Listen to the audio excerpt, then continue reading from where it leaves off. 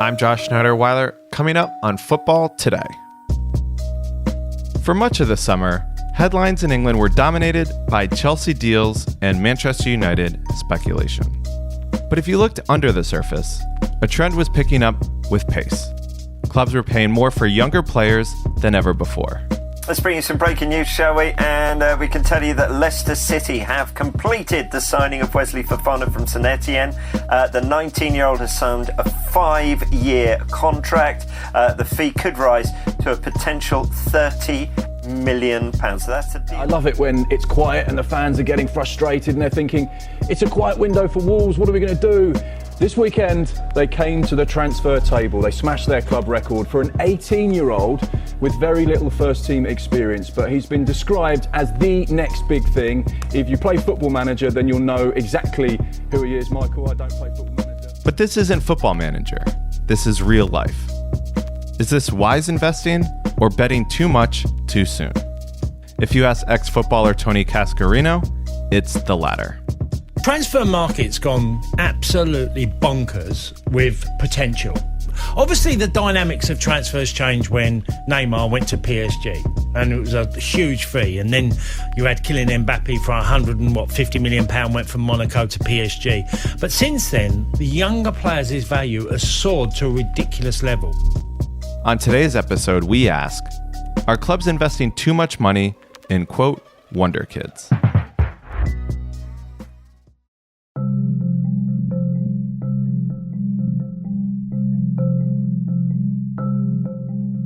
So the transfer window is shut, and we've now had a little bit of time to kind of take a step back and reflect. And to me, it seems like clubs are investing more in teenage, quote, wonder kids.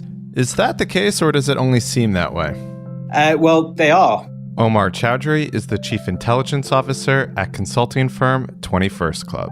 If you look at the numbers and the growth rate in transfer fees and transfer values of under 21 players over the last 3 or 4 years or so, it's been significantly higher than the amount of investment that's gone into, say, peak age players or even players in their early 20s. And you are seeing more and more, I think, of this model, and I think that's one thing that probably football's brought or kind of developed over the last 5-10 years or so, is the idea of having this model, and a lot of clubs are pursuing that when it comes to young players, because as I'm sure we're going to discuss, there's a number of kind of potential benefits and upside from investing in young players compared to say older players. So yeah, it's not just something that we're happy to notice a bit more. It is something that is actually happening in the real world. A lot of clubs are investing more and more in younger players.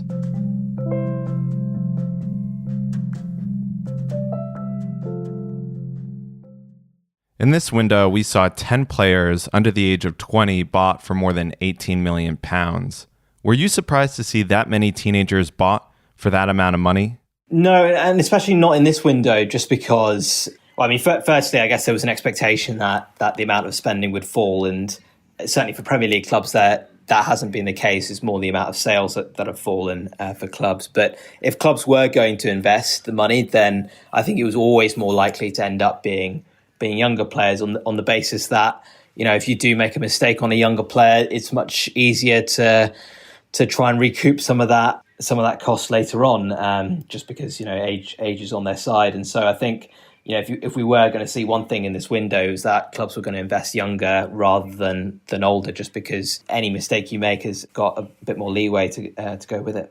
Let's talk about some of these signings from this window specifically. We had deals for Fabio Silva, Wesley Fofana, Jonathan David, Ahmad Traore, Trincao, Ryan Brewster, Jeremy Doku, all for over £20 million. Did any of those deals, make you double take or raise your eyebrows? Or did they all seem reasonable to you? Well, I think the Fabio Silva one definitely did catch a number of people by surprise. Not played many games for Porto, and was quite a large fee that he joined. Well, certainly a reported fee that he joined Wolves for. But I think by and large now, maybe it's just the nature of the transfer market. We're quite desensitized almost to any fee. I think the last fee that truly shocked me was probably the Neymar one, just because it was so absurdly large. And nowadays, I almost feel like there is some rationale almost, or at least often I'd say there's a benchmark, and that's typically how the transfer market works, is that if there is some other fee out there that can be used as a benchmark for player valuations, then clubs will use it. I remember chatting to I think it was Bournemouth. Yeah, it was Bournemouth, of course, at the time when they had Nathan Ake, and it was very easy for them to say, well, look at how much John Stones has gone for, and that's how much we'd want for Nathan Ake. It's obviously a few years ago now, and so that's the way that clubs operate. And so once you've got a few benchmarks in the marketplace, then no fee, I suppose, surprises you off the back of that. You mentioned that this trend has been picking up steam in recent years. How long has this trend kind of been happening? Yeah, I mean, we've observed it in particular over the last 3 or 4 years or so. The way I guess I think about it is that historically, young players, when they've been bought, the principle is that you buy a player for resale value. And, if you sign an 18-year-old, then the odds are you'll be able to sell them for more down the line. But actually, that would be a reflection of an inefficient market, because if every single or the majority of 18-year-olds were sold for more down the line, then clearly they're being mispriced in the first instance. And so I think this is a little bit of a recalibration of the marketplace, where clubs are actually buying players at their anticipated future value. So when Atletico Madrid buy Joao Felix for whatever it was, 100 odd million euros, it's not because he's worth 100 million euros today. It's because they're anticipating that at some point in the future, or at least Benfica are being able to sell the story that at some point in the future, Joao Felix, can sell for 100 million or 150 million.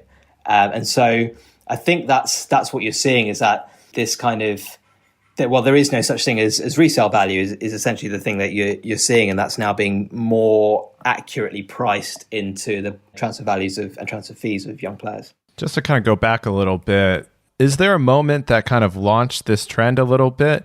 I think a lot is made of the Mbappe and Neymar deals, and they kind of inflated the prices a little bit. But it seems also like maybe the Dembele deal to Barca was also a kind of big driver of this. Yeah, possibly. And particularly Dembele was a one-season flip, wasn't he? He was at Dortmund just for 1 year and then went, massive increase in the value compared to the price that Dortmund paid for him. I think that's probably right. Obviously, that Dembele deal was kind of caught up in the Neymar transaction in a way. So, yeah, I think that probably is a real market. But equally, I remember when Raheem Sterling went for 50 million to Man City, and he must have been, 20 at the time, maybe 21. And I remember that being a big deal as well. And, if you read the press around that at the time, there was a lot of skepticism, maybe cynicism about the price that Man City paid.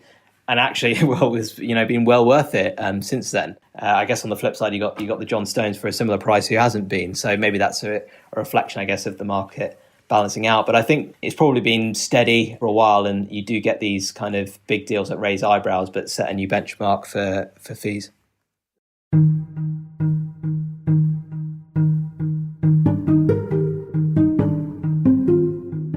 Let's break it down in a little bit more detail. You mentioned resale value before, but what are some other reasons in addition to that why teams are investing so heavily in, teenagers and these, largely young, somewhat unproven players?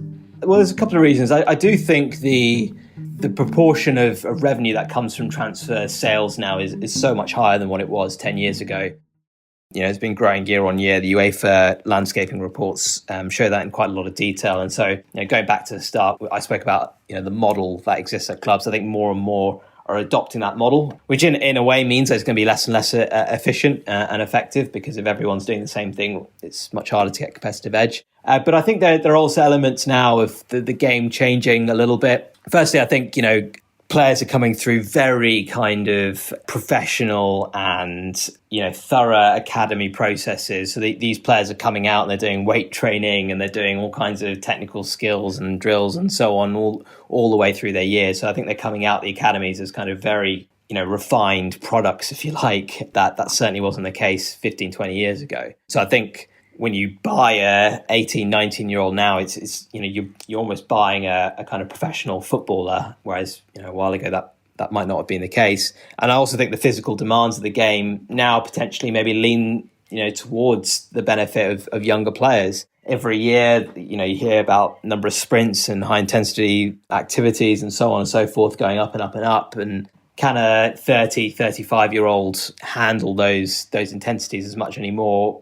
perhaps not relative to a younger player. So, I mean, that's probably one for the sports scientist to answer, but it certainly feels that the kind of both the performance side and the business side means it makes sense to invest in younger players. So like just to kind of like recap a little bit what you said. So essentially these clubs have kind of determined that the best way to make money is through transfers. And, maybe in the past it was more through gate receipts or, kind of through other revenue. Yeah, exactly. The traditional income streams for a football club are broadcasting income, matchday income, and commercial income. And broadcasting income, a club's not in control of because it's down to the league, or the vast majority of leagues have central deals. Matchday income, well, we all know what's happening to that at the moment. And commercial income is just hard to grow. It's hard to grow without having success on the pitch. And to be honest, a small proportion of clubs really gobble up a huge proportion of commercial income. If you compare the sponsorship and kit deals of a Burnley relative to Man United, it is way out of kilter with how much they receive from broadcast money or even matchday revenue, I think. So if clubs are thinking about moving their way up the pyramid, then the one revenue stream that they're in control of and can almost get from more richer places in football is from selling players for transfer fees. And that's why it's so attractive now. If you can get a young player, an 18-year-old for 2 million and flip them for 20 million, then clearly there's no quicker way of making money in football, really. Yeah, I mean, you talk about that. I mean, I think a great example is Lille. Last summer, they bought Victor Osimhen from a Belgian club and, for 20 million pounds. And then they flipped him this year for 63 million pounds to Napoli. But increasingly, you have big clubs like Real Madrid who have bought Rodrigo, Vinicius, Ranier, who think maybe a player could be a superstar. Do big clubs also kind of play into this? I mean, because it seems like they're increasingly looking at these young players too.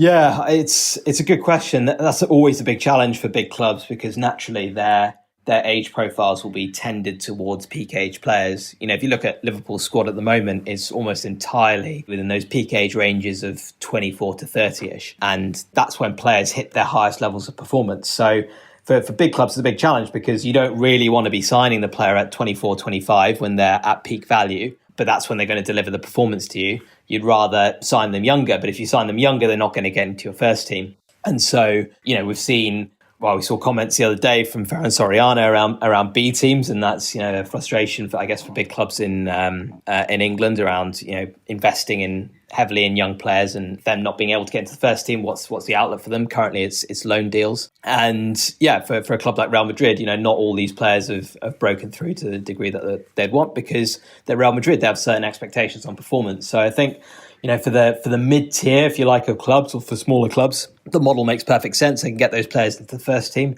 But for the big clubs, it's a big challenge if they want to avoid, paying record transfer fee after record transfer fee. It's interesting. You mentioned that kind of conflict. Do you see any kind of way around that for big clubs? I mean, you mentioned Real Madrid. I mean, we saw Barcelona play big money for Trincao this summer. I mean, they're not alone. We mentioned Atletico with Felix. I mean, is there any way around this?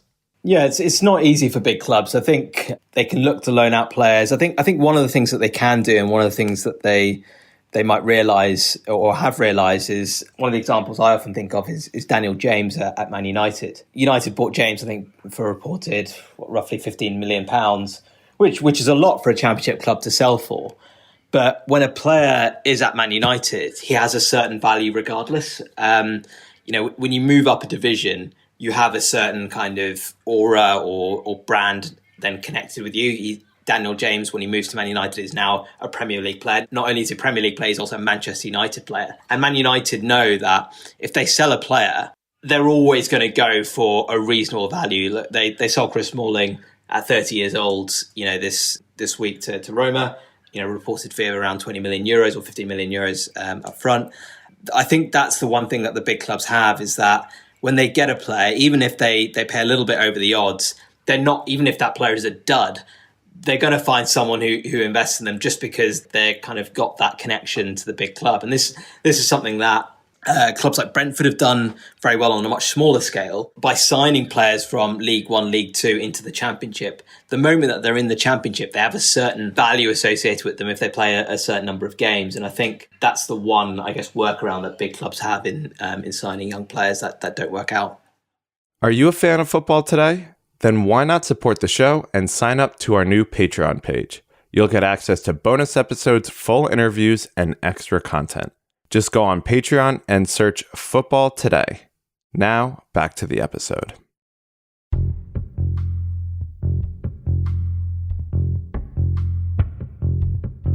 I want to switch gears a little bit. Last month we profiled Fabio Silva on our podcast, and he was brought to Wolves, for 35 million pounds, despite playing less than 200 senior minutes in the Portuguese league. Is there a certain sample size that you'd want to see before signing a player? Is one season even enough?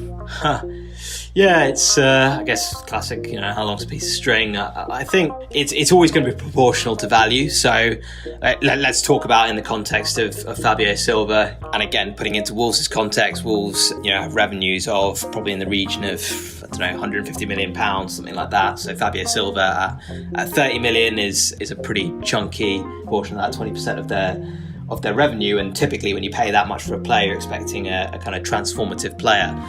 Certainly, if not in the first season, certainly over a longer period of time. So I think if you're investing in a transformative player, then generally you'd want, I think, a season of high performance. And that there's an element here of working out what's sustainable and what's unsustainable.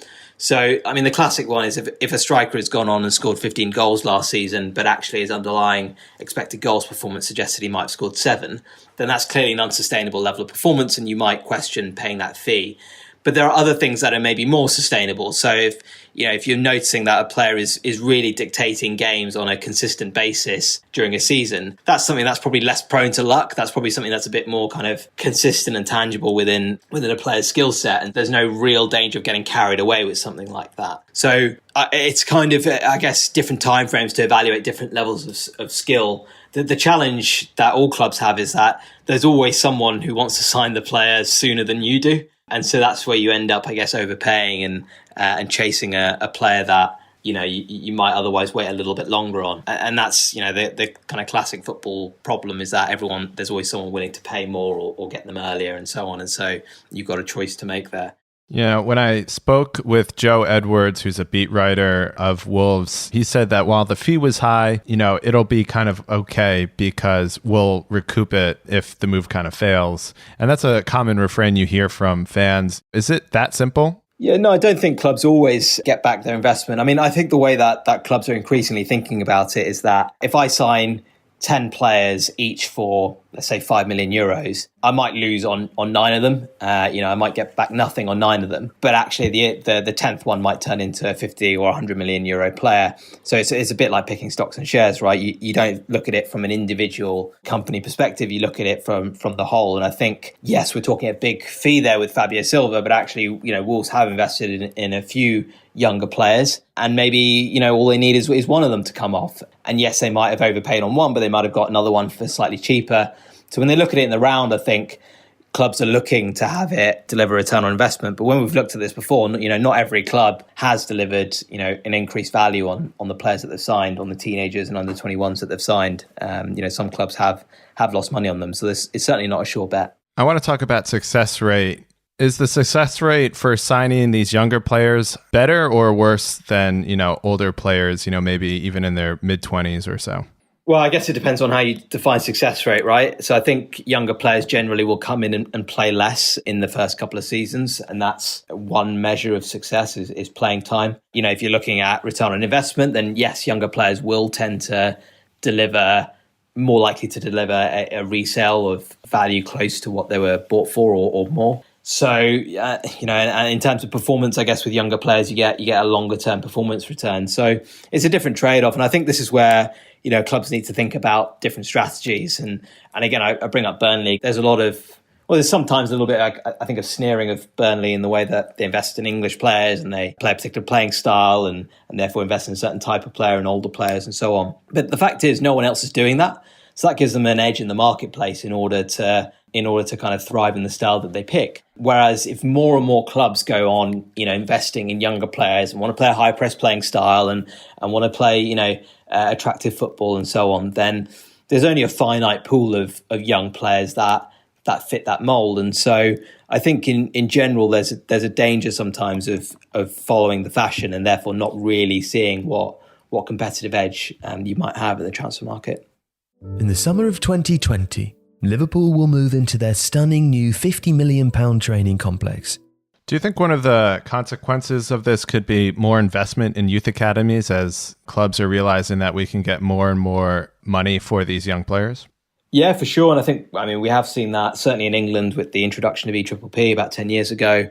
There's been a huge increase in investment in academies, and that's manifested in, a really talented crop of young English players. So that will be the case. Again, though, I think if you're in the Netherlands, for example, and you want to invest more in your academy, that's great, but there are a lot of great academies in the Netherlands. So, what is that really serving you in the long run? Are you really going to be able to generate the player sales that you want, or are you going to be losing these players to Ajax, Feyenoord, and so on, at the age of 17, 18, 19? So clubs need to find out what strategy best suits them, rather than just going, well, transfer fees for young players are going up, therefore we need to invest in academies. Well, what's the next trend after that? Because eventually I think that will saturate.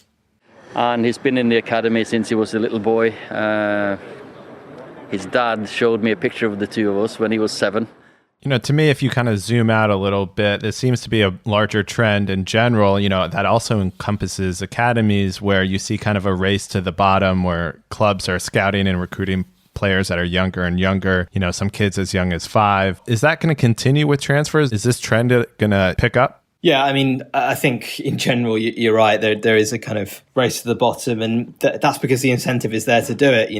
If you can attract a kid to your club at the age of 12, and again, it goes back to the argument: if you sign 10 players for 5 million euros, one comes off, for 100 million, then your job's done. It's the same for getting 100, 200, 12-year-olds into your academy. All you need is one to turn into a first team player, and that whole process pays for itself. So again, it's rational. I think there are, as always, the kind of moral issues and safeguarding whatever issues are associated with that needs to be tightly regulated and watched over, and clubs need to almost think hard about the way that they go about that. But in general, as long as the incentive is there, you're going to see clubs pursue that policy. The title of this episode is, Are Clubs Spending Too Much Money on, quote, Wunderkids? What do you think? Is this a bubble right now, or is it still an efficient strategy? So I think it's reaching the stage where I wouldn't say spending too much, but they're now spending the right amount, if that makes sense. And if it continues on this trend, then it might tend towards spending too much. It's a really good question, though. And it's not one I think that a huge amount of people have thought about and broken down into, how it really works from a business model perspective. I do think there was, a case 10 years ago where young players were systematically undervalued. You could buy players young and resell them, and the clubs that saw the trend in the transfer market, that transfer fees were continually rising exponentially, and they were going towards younger players. The clubs that managed to sign the teenagers for lower fees, I think, did very well out of it. But I think, I could see in 5 years' time fees for 18, 19-year-olds being really kind of very close to the fees that are paid for 23, 24, 25-year-olds, proven 23, 24, 25-year-olds. And at that point, I think that's when you go, actually, I think clubs are paying too much for Wunderkids, and actually you're going to need to find a different talent strategy here.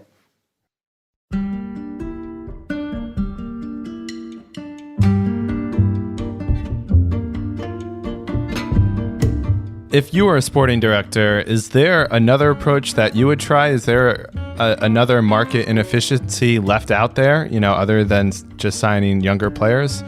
Yeah, I think one of the inefficiencies that obviously we speak a lot about at 21st Club is the inefficiency of understanding the different level of different leagues and being able to recruit from, I guess, less fashionable leagues, if you like, or certainly less fashionable teams that are of a level comparable to, if I'm say talking about the Premier League, comparable to Premier League clubs. So, if I'm a mid-table Premier League club, there aren't many clubs scouting in Austria or scouting in the Balkans or scouting in kind of slightly weirder markets.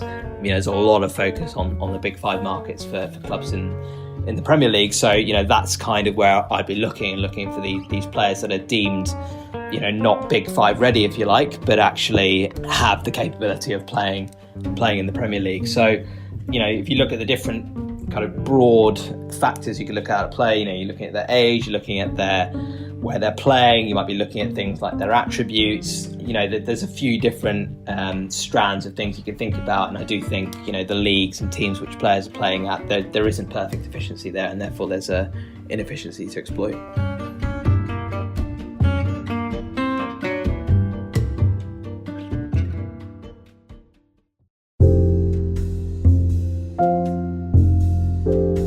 Omar Chaudhuri is the Chief Intelligence Officer at consulting firm 21st Club. The music for this episode was provided under the Creative Commons license by Blue Dot Sessions, and you can find more information about those music tracks in our episode description. This episode was produced by John McKenzie. I'm Josh Schneider-Weiler, and thanks for listening to Football Today. And before you go, if you're a fan of the show and would like to support us, please sign up to our Patreon page, where you'll get access to bonus episodes and extra content. And if you can't spare the cash, please tell a friend instead. Thanks for joining us, and we'll see you next time.